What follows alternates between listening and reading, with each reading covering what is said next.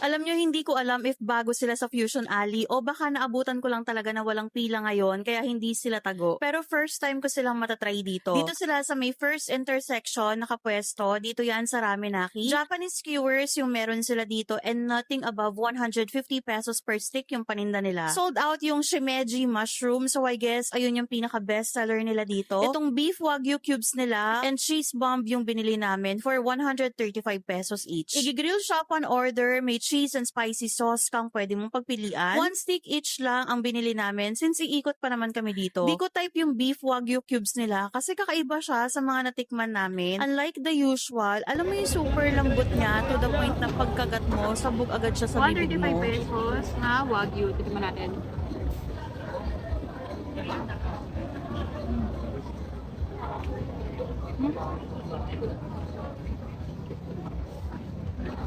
Sobrang lambot niya. Pagkagat mo, alam mo yung sabog agad siya sa bibig mo.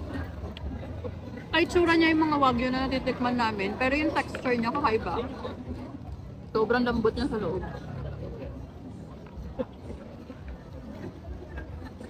Buti yung cheese bomb, same price sila.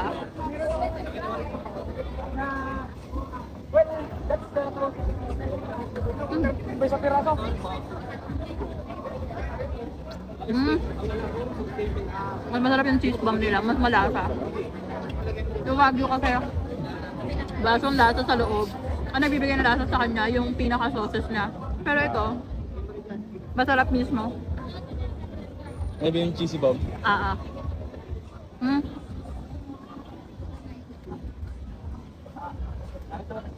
Bacon siya, tapos nasa loob yung pinaka-cheese. Mas masarap to for me.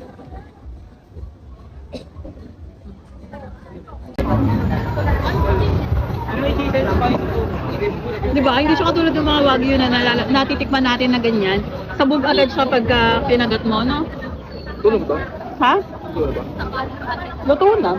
Kasi kung di siya luto, parang dapat matigas-tigas siya ng konti, no? Ito, tikman mo, masarap. Hindi ko gusto yung ano nila. No? Sabog agad yung laman sa loob.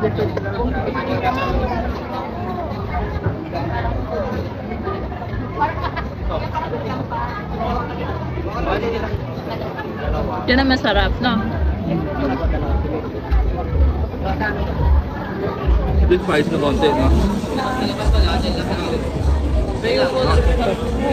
So, nga yung cheese bomb. Kayo, na-try nyo na ba to dito sa may Fusion Alley? Let me hear your thoughts. I-share nyo naman. Tara, kain tayo!